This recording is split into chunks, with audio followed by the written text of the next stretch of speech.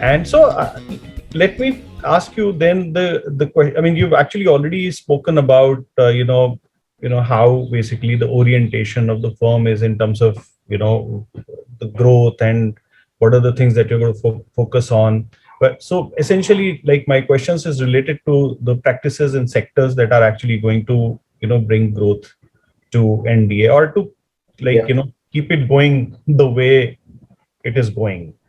I mean, you've mentioned EV. I mean, all the technology related stuff that's happening. But if you can elaborate that a little further on this. Yeah. So I think, see, there was a time when profession was built, or professional practice was built on skill set. So you're a corporate lawyer, you're IP lawyer, you're tax lawyer, you are, litigation, you are whatever, right? Everything was built on unidimensional thing. Then came a metric structure, That means you need to have skill set, but on the other side, you also need industry focus. Right. Financial services, TMT, pharma, retail, or whatever industry you want to focus. So defense, these, that. So organizations began to focus on industries using their skill set to solve problems of the industry. Okay, that's a metric structure came in. So we develop now what is called triple metric structure. Okay. Okay. And triple metric structure, these are all small little innovation in organizational behavior we have done, and it's been a little fun. So we say today it is no longer you need to be aware of, say, tax issues in digital technology or in TMT generally, or telecom, right? You need to have subset of tax, which may be international tax, it may be something else, within that. And so subset of the major skill set, combined with the subset of the industry. So within the TMT space, for example, as I said, what will be the permanent establishment issues in flying cars? In next 5 years, flying cars will be a reality, and 10 years time it will be common mode of transport. And more so because social distancing people want to, and drones are going to be the biggest employment creator, right? So now we combine and study today what will be the issues of flying cars in terms of permanent establishment.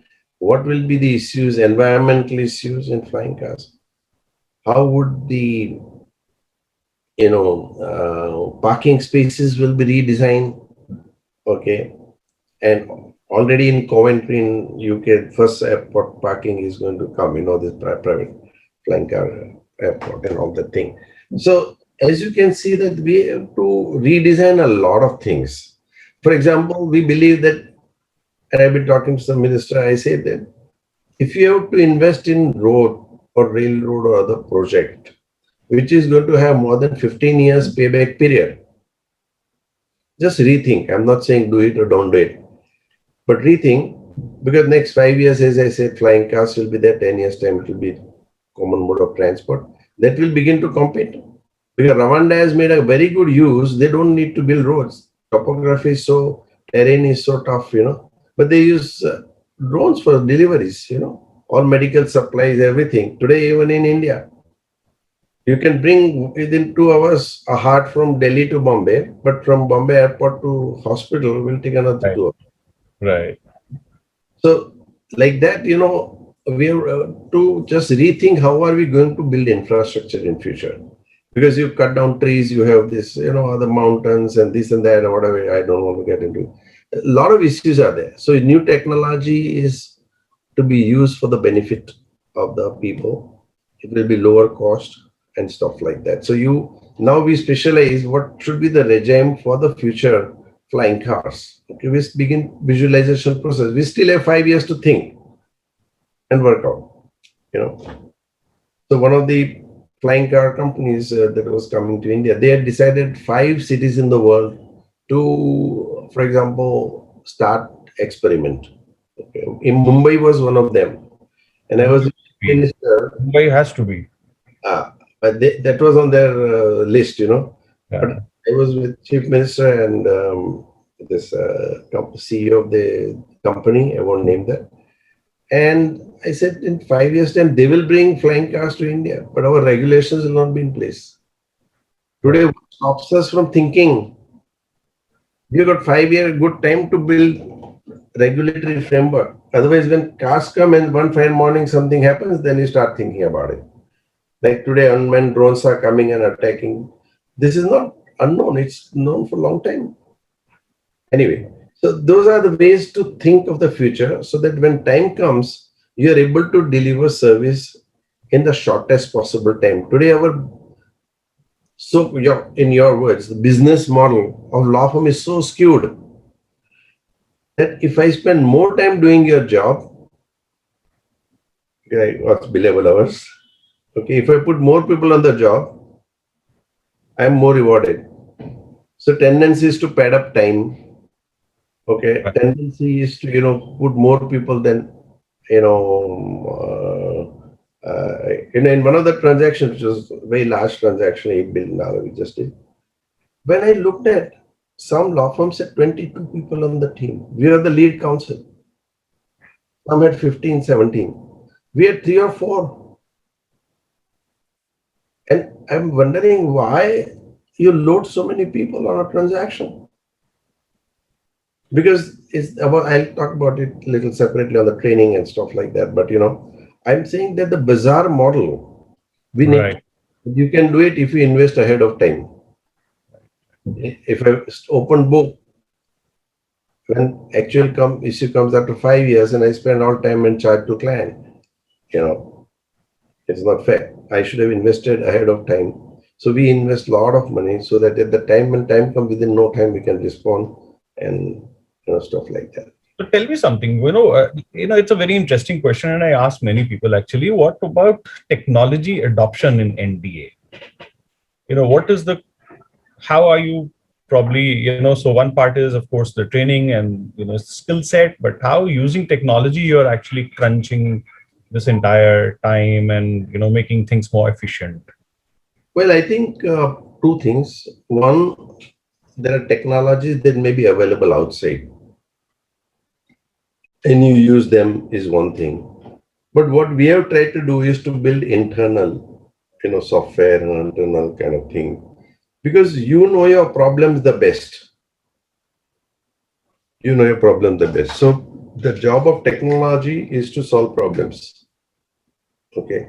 So every time you go outside and try to get something, it is problematic. Like one of the problems at one time we were facing was that who is free at, suppose I need somebody in the organization, who has got time, who is free, who is not, only after 1 week, sometime you come to know, after 1 day you come to know, oh, you had so much time during the day. If I would have known, I would have given you some work.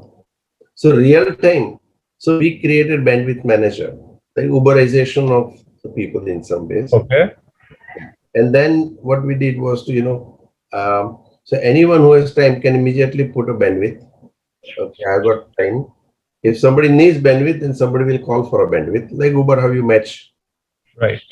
So at least to some extent, we are able to quickly understand, where the capacity is, where is not. Because sometimes people say, I've got a court case in the morning. Go there, it's adjourned, the whole day is sitting idle. You don't know.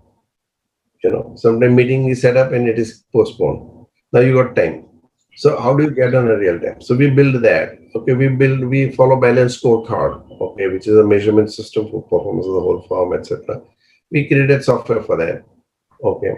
So a lot of things you customize yourself. And of course, for that we have fortunately a good tech team and but mandate to tech team is to solve problems, and there is no budget, unlimited budget for technology.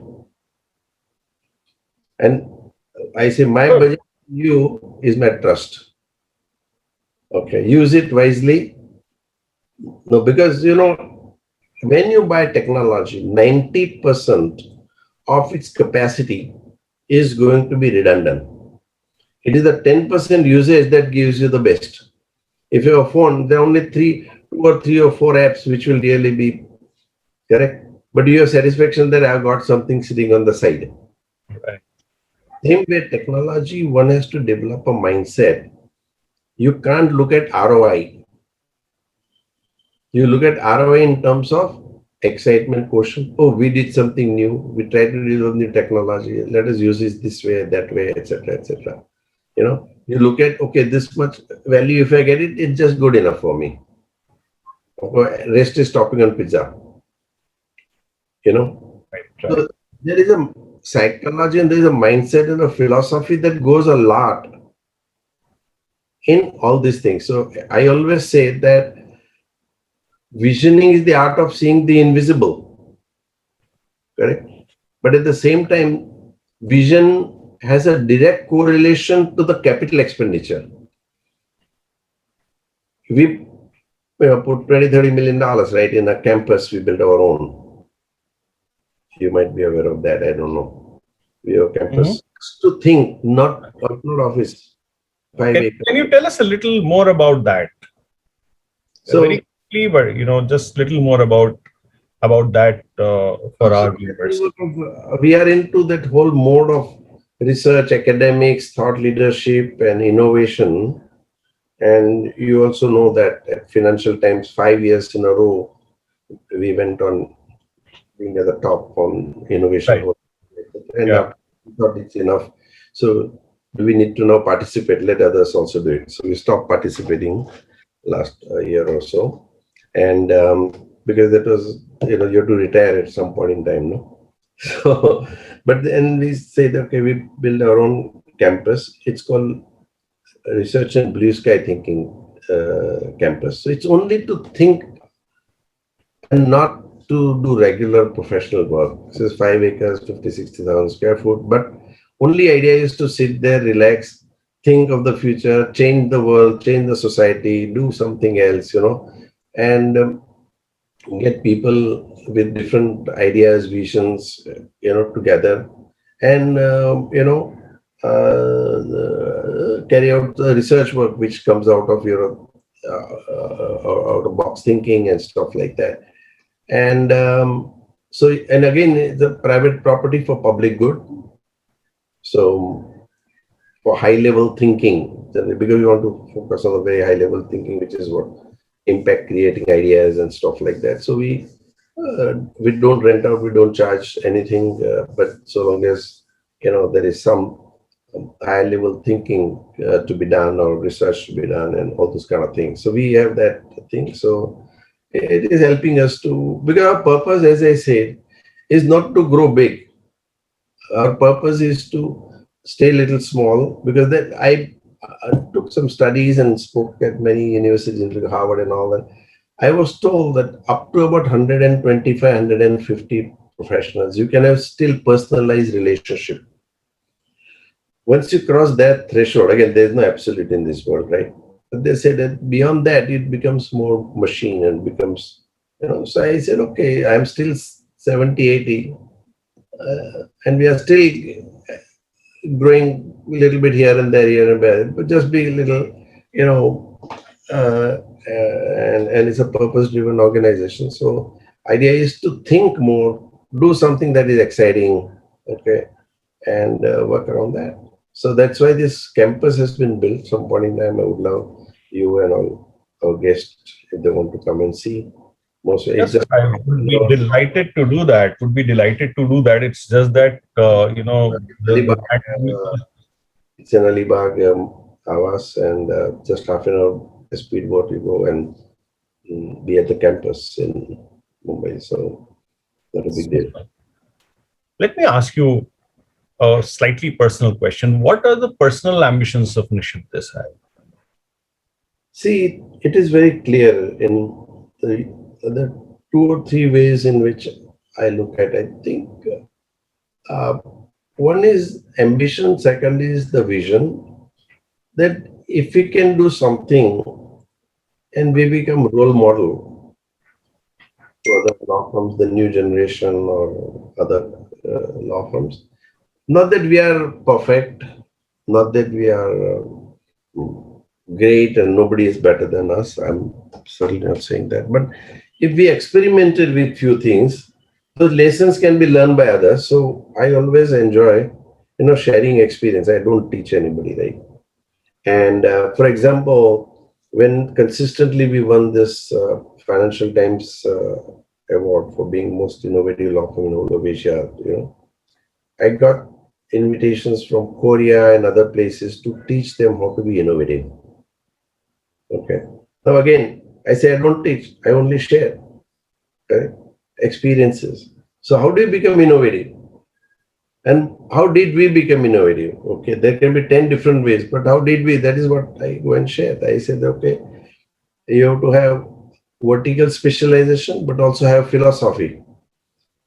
I think everything has a philosophical tilt. Then you think of solving problem. Whose problem you want to solve? How do you want to go about it? So there are ways, and over a period of time, you learn some lessons in innovations, and we have done a lot of innovations apart from the technical legal solutions to organizational behavior to even on the freedom of speech and expression and all those kind of things, new things that you keep on doing. So n number of things that keep on coming up.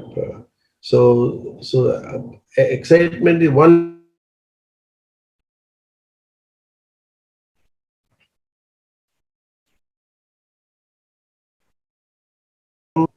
um, new generation lawyers who can, change the world for the better, that would be, something that is my personal ambition in a way. I think my personal work keeps on going on. I enjoy reading and meeting people and stuff like that. People like you who are talking, it's wonderful. Oh, and if you were not a lawyer, what would you be? I think you started with pharmaceutical, if I'm not wrong. I know, actually, I don't know. See, when I, started, uh, I came to Bombay in 62, and then obviously my uncle had a medical store. So I Okay. started selling the medicine and general provision across the counter. Okay. So, and those days I remember we had to clean up the dust because stores were not air conditioned. All the medicines had to be cleaned up because no dust can settle on medical medicine bottles and stuff like that. Expiry medicines had to be weeded out, right? Letters to companies and say returning and all those things. Very interesting. But I learned a lot about customer psychology, if I'm putting it sophisticated term. Because every customer who came on the counter, immediately you could figure out that 9 out of 10, is this real buyer or he's just coming to, bargain? Or, he's going to buy or not going to buy, 'Cause people keep on looking at things and stuff like that. But, you begin to figure out customer psychology, which again, over a period of time also helped me a lot, so that's the story. But then over a period of time, I did my law, and then, my maternal grandfather was a lawyer, and that's how it happened. Okay. All right. And let me ask you a few more questions, which need quick answer. Um, is there any one habit that you would like to change that you have? A lot of habits, I like to change. I think I'm the most imperfect creature.